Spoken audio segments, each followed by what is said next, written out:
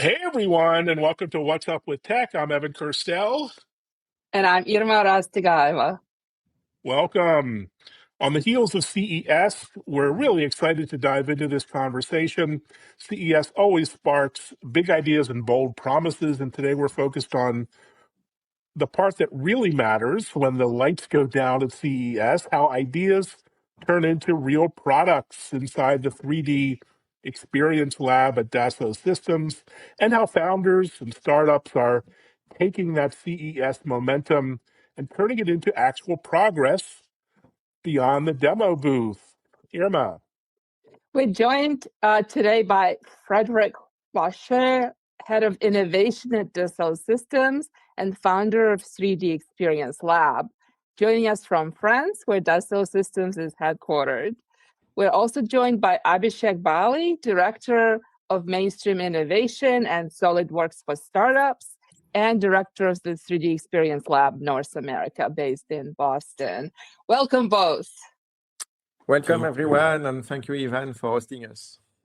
Well, great to see you again, Fred and Abhishek. Before we dive in, how do each of you describe your team, your mission, and the mission? In your own words, Fred, I'll let you start. You know, at Dassault Systems, we are innovators since 40 years. We are supporting all the industries, more or less, in 140 countries, more than 400,000 customers, making everything you have around you in a virtual twin technologies, from plane, cars, boats, phones, or whatever you have around you. Since more than 10 years now, we are investing heavily in life sciences so that we can also apply this virtual twin modeling and simulation technologies to a molecule, from molecules to shelf. So this is Dassault Systèmes, and the 3D Experience Lab initiative I started 10 years ago is to accelerate disruptive innovation that strongly impact the society. What we aim at Dassault Systèmes is to have virtual worlds for a better world.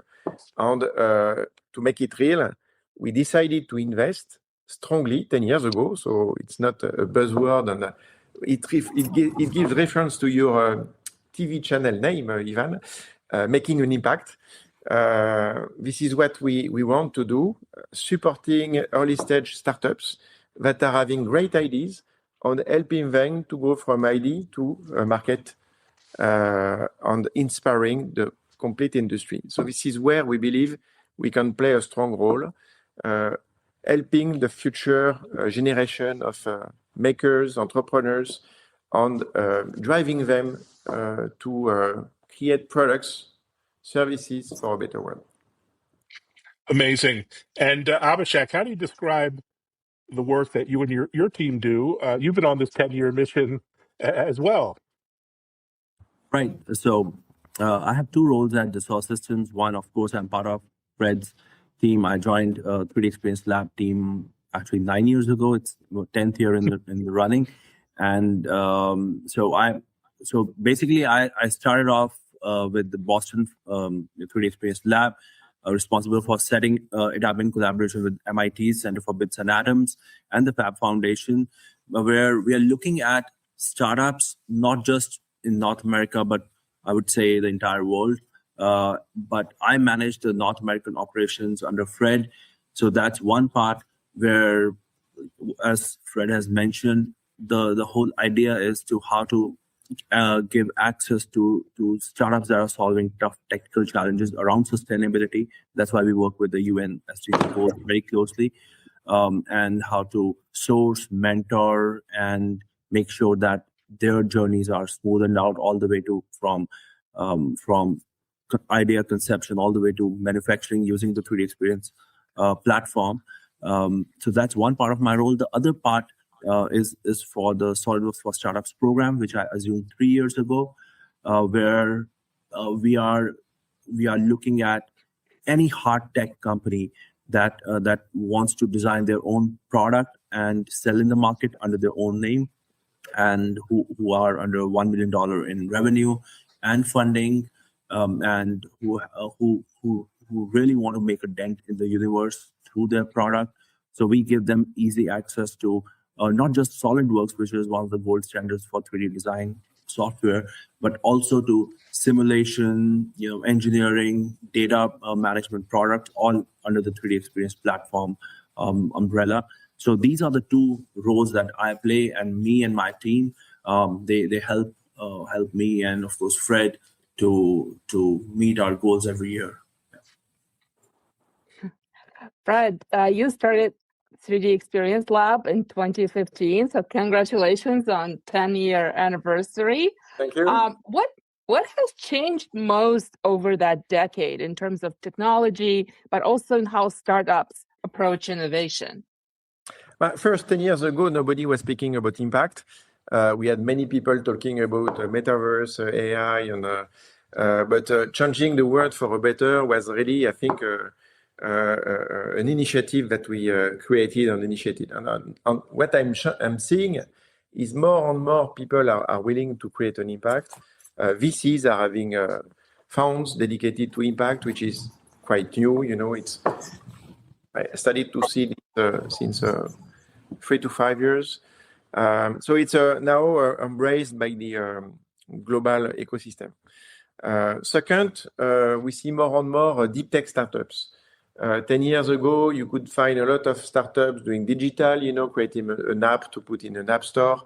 And what we are interested with at Dassault Systèmes is technology and science. Scientific projects that really can simulate the real world. And we see more and more of those young entrepreneurs willing to tackle some extreme and difficult challenges. So this is very interesting for us because we are here now in operation in all countries with not only, as I said, a software solution, but with a global approach to help them to succeed. A startup, they obviously need to create their PowerPoint deck to raise money. They need to have a prototype, but this is just the beginning of the story, And as you know, it's very difficult to stay to go over this, as we call the dev valley, and in deep tech on hardware, it's particularly difficult. You have obviously to think about industrialization. You need to think about certification, clinical trials, FDA approvals. So it's a long journey, and we are here to help. Brilliant. And of course, the 3D Experience platform over the past decade has become really world-renowned as the basis for so much innovation. When founders walk into the lab for the first time, what usually surprises them about what the platform can do for them in a practical way? To be honest, usually startups know us thinking about SOLIDWORKS, 3D CAD design, and they expect to get this free for us, which is an entry point. But when they discover the amazing portfolio you have around, and as I was saying, you can do clinical trial on our platform. You have solutions to make sure you comply to regulations. Obviously, a lot of simulations, a marketplace with services. It's a collaborative platform in a way.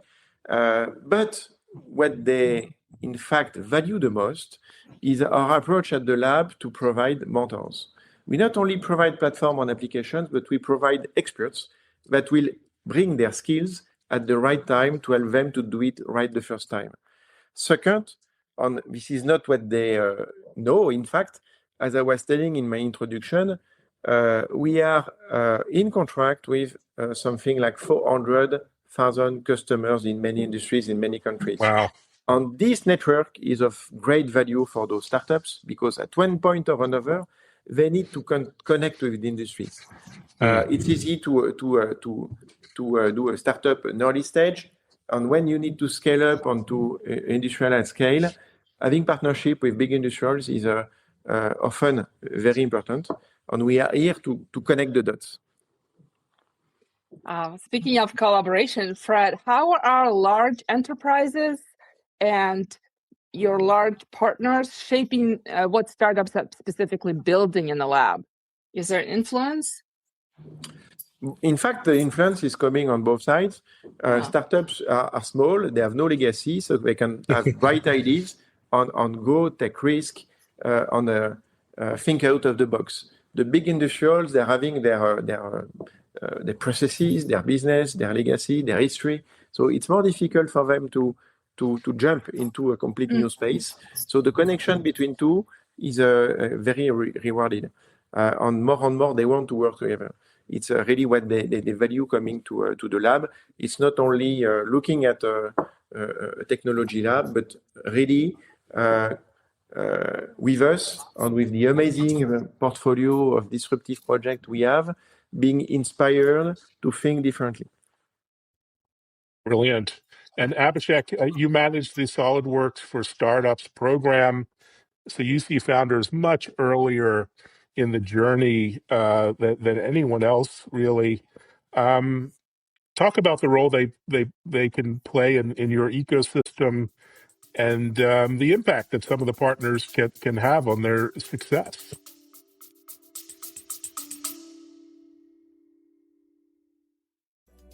AI is changing the game of business. Will you be on the winning team?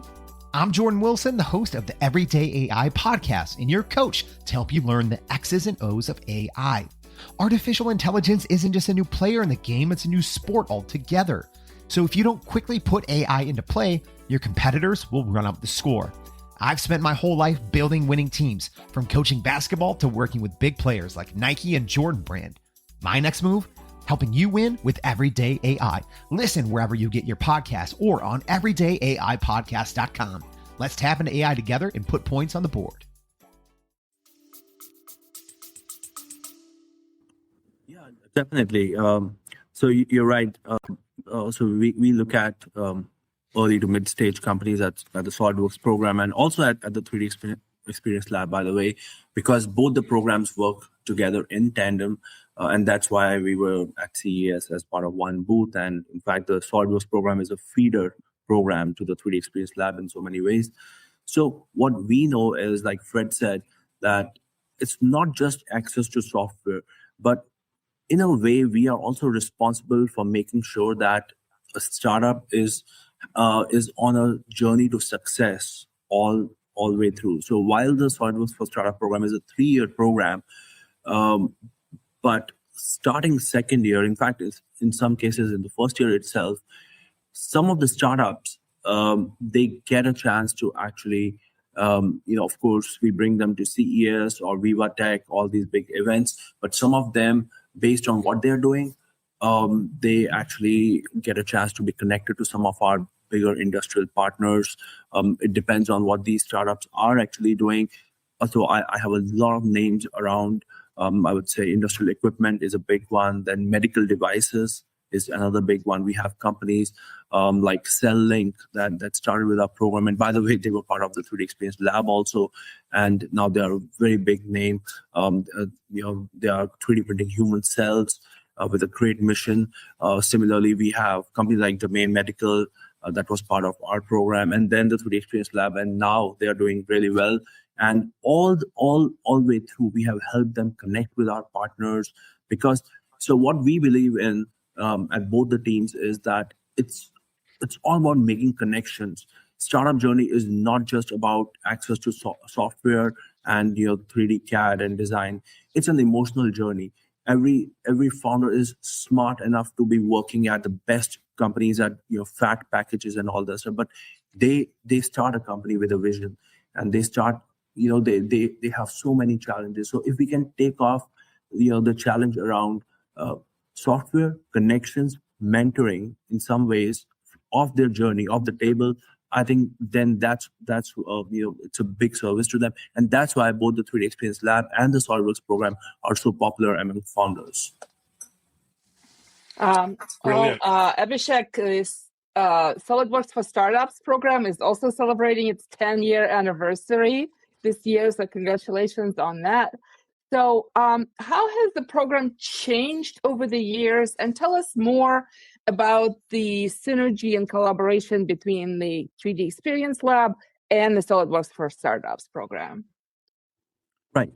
So I would say that when, because I was part of the 3D Experience Lab, like I said, for 9 years, from the early days. Almost from the beginning. Yeah, almost the beginning. Yeah, I remember. So I have seen both the programs very, very closely, because when 3D Experience Lab was physically built, and we had a lot of interest around the lab. It was big on news everywhere, here in Boston, of course, in Paris. The SolidWorks for Startups program was very, very nascent. And to be very honest, we were experimenting with a lot of things, because we were first, in the US market at least, giving access to software, I would say, to any hardware startup, because the 3D Experience Lab is focused on sustainability. That was very clear mission. But here we were experimenting for a few years, and to the point where now we have 10,000 startups applying every year. It's a big program. And what I have seen over the years is that, interestingly, because there's so many startups that apply to the program actually mimics, or it tracks the changing trends in technology. So many years ago, I remember, like in 2017, 2018, when AI was not a buzzword, there was a lot of focus around, started with medical devices. Everybody was looking at virtual surgery and all that stuff. And then during COVID, the number of startups working around COVID and making face masks, that increased. And we had a lot of, again, medical devices in there. And then, by the way, transportation and mobility has always been a big hit with the program. So that has remained constant. But now what I see is that in the past 2 years, there is something around, like everything is merging. Like hardware products or hard tech products are not just hardware, but they are physical AI. That's the new thing, where there is a layer of AI or intelligence over every single hardware product. So when I see all the applications, my team looks at each and every application very closely. So we see that everybody is integrating AI, which actually is not a bad thing, because the shift that has happened is that now founders are not just trying to only sell a product, but also trying to make sure that it is more intelligent, and not to make it more complex, but slowly now they are trying to simplify it, which I think is great, which I did not see, I think, 2 or 3 years ago. So I'm happy about this trend, but just wanted to let you know that that's how we see the trends. Now, the other interesting part is how we work with 3D Experience Lab is, because we get a lot of applications around all the 12 industries that we are in. Our program at SolidWorks is like a feeder program to 3D Experience Lab, because at the lab we are looking at just 10 to 12 stellar companies that are trying to work on I would say problems that can actually shift the scales of innovation. And these are very, very, it's a super selective, equity-free, sustainability-focused, mentorship-based program. So we have to be very choosy, and that's where we are able to relay a lot of startups from the SolidWorks program, so that Fred and his team, including me, we can look at them, we can analyze them, we can interact with them, and try to figure out who could be part of the 3D Experience Lab, and get all the mentoring for 2 years, and also access to all the advanced tools on the 3D Experience platform. Amazing. It's a two-side approach, blue and red. You have value on volume. The lab is value. The SolidWorks program is volume, and both are working together in both directions. So anyone is free to join the SolidWorks program as soon as you are an early stage startups. And as Abhishek was saying, on the lab standpoint, we are very selective, because in reality, very few startups are really impacting with great new ideas. And it's what we are chasing, and this is why we are at CES and in many entrepreneurs on startups fair. Yeah, and that's why Evan, Irma, you were at CES. You might have seen at our booth we had this red and blue pill there, and Yeah, and it was a great idea because it helped us explain the program, because on the face of it, these are two programs, definitely, but the spirit is the same, that we want to help at Dassault System. We want to help startups, with different flavors. So there's room for everybody.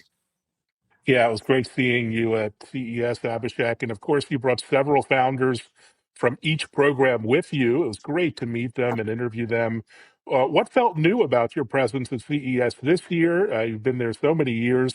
What was the strategic intent behind your amazing presence this year, Abhishek?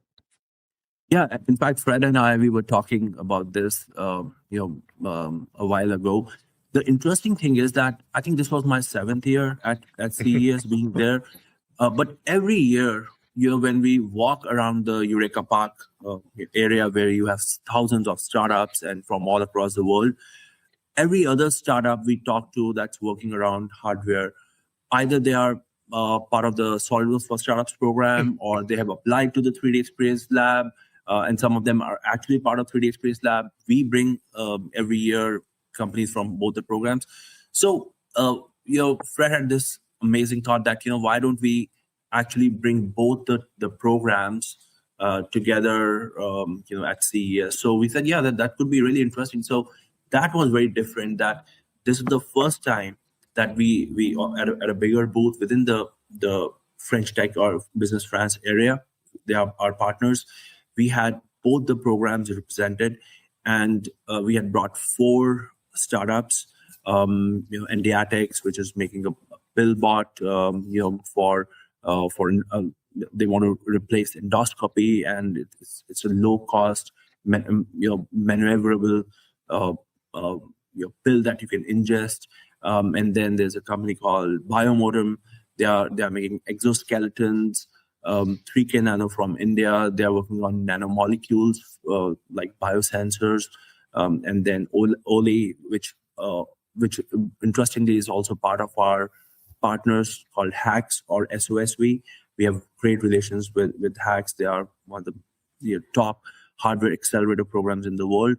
So Oli is working on a mission to bring hemodialysis to the desktop. So we had brought these 4 startups from both the programs, and I think that was really, really good. And that's why the red and blue pill idea was a hit. And in addition to that, we had the Dassault Systèmes main booth in the main hall. Focusing on life sciences, as you could imagine. The objective is to inspire the pharmaceutical industry and medical at large on what the virtual twin technology can bring to this market. We are at the really beginning, and there are a lot of opportunities to optimize what's being done with the virtual twin from, hospitals. You can think about managing an hospital like a factory with the virtual twin technology to optimize the workflow, to optimize the capacity, to optimize the plannings and all that stuff. I talk about the molecule, obviously, medical devices, but also virtualizing a human body with organs. And that's a project we started and initiated 10 years ago at the 3D Experience Lab. What value we can bring by virtualizing patient-specific organs from medical imaging. From surgery preparation to organ 3D printing for training, there are a lot of scenarios. This will change completely the way we treat patients in the future. And especially talking about implants, smart implants, patient-specific implants. We have in India a startup called Lucid Implant. We reconstruct the skull of a patient so that with CATIA, we design the prosthesis, patient-specific prosthesis. It has been 3D printed, and then the surgeon implants those specific implants for the patient so that he recover his face. So it is changing the life of the patient, obviously. It's in production in India, about 300 surgery per month. So it's not a dream. It's not science fiction. It happened now, and this is what we focus on to make it real, from a good idea to a reality that brings value and that could change people's life. That's amazing Wow. technology, and that main booth, the Dassault Systems booth on the show floor, was really quite an experience. So It was well done. this big box, with a projection system. Yes. So Abhishek, stepping just a little bit beyond Dassault Systems, talking about CES in general, you spent a lot of time on the CES floor. What caught your attention in particular this year? What was like a real signal versus the all the noise that we hear? Yeah, this is an interesting question because it's really fascinating how technology actually moves. So while me and my team were at CES physically, I know Fred and Franck and our colleagues in France and the world over, they could actually sense what's happening through some of our tools like NetVibes, which is around market sensing. So they were actually looking at all the trends and suggesting us, recommending us in real time that, hey, you should go and check this booth, and it was a great partnership, of course. But what I've seen is that, yes, there were robotic butlers and how AI can actually help you in your loneliness. And of course, there were one of the interesting things was there was a lollipop which uses bone conduction to play music in your head. So beyond all of this, which I would say are very glittering, glamorous things, or interesting things that make you smile, but there were some really, I would say, serious hard tech innovations. There were humanoids, of course, and by the way, I would say most of them use either CATIA or SolidWorks. So it's like a big homecoming event for us every year at CES when okay, this company is doing this, so they are part of our program, or they are using CATIA or SolidWorks. So it's great. But I know Boston Dynamics had their electric atlas that they had brought in. By the way, Boston Dynamics is just right the corner. I can actually see the building from here. They are great partners. And then, of course, another interesting thing was this. I know that it was something called Rocket, which was, I think it won the Best of CES award. It's a displayless design of an eyewear, but you can actually talk to it. So I think voice first, invisible assistant, that was really interesting. But overall, the shift that I was saying, the rise of the physical AI as a separate category, I think that's here, and that's gonna stay for long. That's what I am really excited about, where there's a layer of intelligence, but not only that, there are like agentic AIs that are placed on the device. So now is the time that you cannot differentiate between a hard tech product and its intelligence. So that was really interesting. And again, because us as a company at Dassault System, like our motto is, or tagline is, virtual worlds for real life.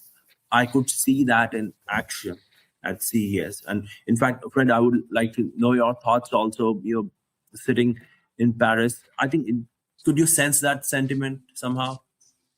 Well, that's true that AI will transform the robotic industry, and especially the humanoid. So I think we'll see more and more on the markets those robots that really bring real services for people. It was not the case in the past, except for the industries. Obviously, you are entering a factory, you would have seen a lot of robots acting. But for consumer usage, many companies tried, but those robots were not relevant enough to really bring value. I think we are at the beginning of a new era on the topic. Robots that will sense the world and that will help you, really. First, with a lot of Chinese companies were there, by the way, at CES. Companies like Xpeng, for instance, they are releasing their humanoid this year with first scenarios like a hotel receptionist or some dedicated task. But in the future, the objective is to do like a Figure AI, this Californian company who is also a CATIA customer, to have a companion with you at home to help you doing all the painful task that you want to avoid. And if you looked on YouTube, we already have a testing scenario in a dedicated home I think it's in Nevada, where they're testing on learning, because those robots need to learn from human. So you do tasks and they record the tasks in order to perform similar gestures. So that's the real a new era, I think, for robotics and humanoid to change the world. So some people would be maybe scared because we could see that those robots are taking humans' jobs, but in reality, they are taking the painful jobs. So obviously, you need to think about your job and the value you bring, because you will have probably, and it's true also for Gen AI in the software industry as well, like we do. Software now is generative, but the real value of software developer is not to develop code, piece of lines of code. It's to think, it's to put the specification together, obviously to develop, and then to put it in production and to help the users in their transformation through this digital journey. So I think it's great. It's great, and what I see also in terms of transformation is 10 years ago, CES was really a fair for gadgets, a lot of tech, but for roughly just entertainment and fun. More and more, you see a strong medical domain area coming. You see a lot of tech for impact, more and more, and we are pushing really heavily on this. Tech that makes sense. You see a lot of automotive industry at CES. It was not true 10 years ago. So you see our customers like Audi, BMW, or others revealing new cars at CES. Because cars are tech now, obviously, and they are computer on wheels. And they need also to take this wave, sensing the world for better mobility, in fact. Incredible. That's great. So back to CES. CES is famous for slick demos. So Abhishek, how do you help founders stay focused on building something that survives the real world? And also building on that CES momentum, what should they do maybe the next 90 days to turn the momentum into real progress? Yeah, I think if you want to talk about learnings or take home from CES for the founders, I think what I feel is that it's always great to be at CES for getting all the inspiration. You as a founder come to know that probably you are not the only one working on that problem. So you get to kind of benchmark your progress against some of your potential competitors or collaborators. So definitely there's a lot of homework that founders need to do. Like for example, a lot of exoskeleton companies out there.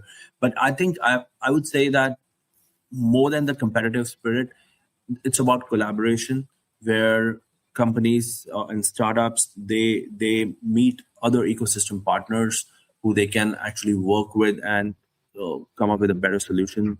I know from our software point of view, companies that are in our program, they in particular, when they come to CES, they meet other co-founders or other founders, and they learn how they are utilizing like design or engineering tools or simulation, of course, to better their product. I think that's where our software actually comes into picture, where we the software, whether it's CATIA or Simulia in SolidWorks, the whole idea is to reveal the invisible. So how can, gone are the days of wind tunnel testing and drop testing physically. Now with simulation tools, all the high-end physical testing has been replaced by our tools. So it helps the founders to reach the market and place their product in the market faster. So this is what I feel, and this is what I hear from startups year on year. Yeah. And Fred, do you have anything to add to this? Oh, I think that's true. CES is good for hype and for visibility, but the startup journey is longer, obviously. And often the startups don't see the long term. And that's an issue, and this is mostly why they fail. First, they need longer-standing partners and trustable partners like a company like us. But second, whatever you do in the startup world, it takes years. On not 1 year. Usually it's before having a product on market, really, you could see it's roughly 10 years. Because obviously you need a certification and going into regulations and so on. So you need to stay calm and to think long term and to build one step after the other to avoid, the rush, but because obviously with all this excitement, people want to go very fast. But usually when you go too fast, you fail. You need to think about industrialization in advance, so that you don't need to re-engineer everything because you are, doing this part in plastic. So then you need a mold injection, and then you need some specific design for that. So this is where, in fact, the system is really helping, because most of the startups don't think about industrialization. It's very easy to do a prototype, very difficult to manufacture in series. So taking those constraints as soon as possible will avoid you to have to redo. And if you need to redo, obviously you fail. Yeah, and I would like to add another point to what Fred is saying, if I may, with an example actually. Fred, you remember last year we met Flint batteries, paper batteries at CES. So Flint is now part of the 3D Experience Lab, by the way. But these conversations with bigger companies like ours, with all these accelerator programs, it's very important for startups to be at CES and talk. And of course, we discovered where, like, we talked to the co-founder last year, and that's very important because there's so many companies making batteries, but most of the batteries are using toxic, expensive, and rare materials. So Flint is doing something really different, and they're making paper thin batteries. And of course, now they are in our 3D Experience Lab program using our mentoring. So I think it's a great, like I said, homecoming for all the companies and startups that are working on the sustainable technology, so that they can discover each other, and that's what actually takes or accelerates the journey of a startup. So you can imagine doing energy from paper. So bio batteries, it's very interesting. Flint is a kind of new, and we just announced 2 days ago this project being part of the lab. On the other side, we had with us Dracula Technology at CES. Yes. A company we incubated 8 years ago, also doing energy, but from light. On the printable panels, so you can print on any surface, that is capturing the energy, not only from the sun, but from the light. And they are now in production. So obviously those technologies are not to propulse a car. Huh? It's more for smaller devices like sensors. But can you imagine avoiding having lithium batteries that you need to change every time in your AirTags, for instance, to give a consumer product? It's almost every year. If they could be powered just by the light or by paper, that would change the world, definitely. So this is the type of project we are excited with. Speaking of collaboration and also showcasing what's the latest and greatest, you have your own event coming up literally a week from today, 3D Experience World. Can you talk a little bit about what people will see there and what's so exciting about what's coming up? Fred, do you want me to answer that question?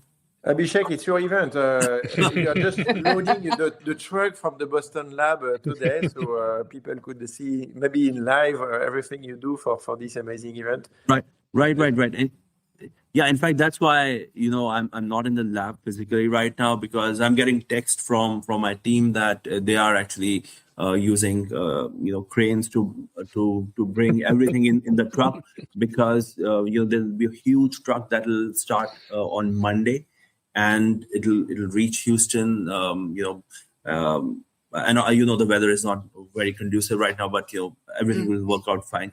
But at the 3D Experience World this year, amazing stuff, amazing stories are being brought. Where we have a playground expo area where we every year we have a 3D Experience Lab zone where we'll be showcasing our virtual 3D Experience Lab for the first time. I'm really excited about that. And also we have some communities like the Open Tesla community where we are calling all the makers across the world, hobbyists, makers, engineers, designers, to try and replicate So Tesla, not the car, huh? Tesla. No, not the car. Yeah, not the car. Nikola Tesla, and I think from Serbia, I think, and because we have this culture, being an engineering company, we have this culture of getting inspired. So of course, like Da Vinci is very close to our heart, and Fred and I, we worked with Hollywood director Jim Capobianco many years ago around 3D Experience World actually.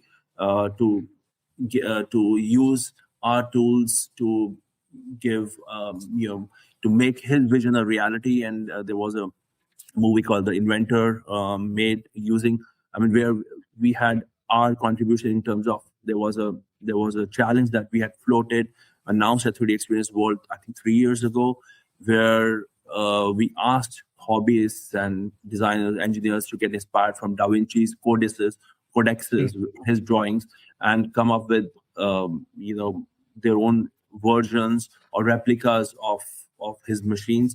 And now in the movie The Inventor, actually you can see Fred, Mai, and the names of all the winners. We had a great competition, but this year of course we are bringing the Open Tesla community so that people can start getting excited and work towards it. Then we are bringing some startups. There's a company called Maglev Aero that is actually about to sign the contract to become part of the lab program, and they're already part of the SOLIDWORKS for Startups program. So there you are, a story where how the lab and the startup program work together. There's Biomotum, company around exoskeleton. There's another interesting company that's part of the SOLIDWORKS program, which I'm really excited about. It's called Solo Suits, and they the founder is a very well-known spacesuit designer, and he's based out of Houston. So he's bringing his spacesuit that he's designing using SOLIDWORKS for Startups program. Spacesuit is a very critical part of the entire space mission. And then we have another company called Tusk from India. They've come up with world's first self-cleaning toothbrush, which is great, and so on. So we have a lot of companies like that, but then we have a maker zone where we have all different types of makers that are using our platform, 3D Experience platform, to give their ideas a shape, a reality, and then 3D printing or using digital fabrication to make physical product using our maker offer, which is called SOLIDWORKS for makers, which we started 3 years ago now, and thousands of subscribers, thousands of makers have used this offer. So the maker zone will have fabrication tools. There'll be classes, workshops. It's always a very, very busy area, and that's where there's a big dinosaur that will be placed there that has been designed using our X apps, X design, X shape by our employees, our people from SOLIDWORKS, and our makers.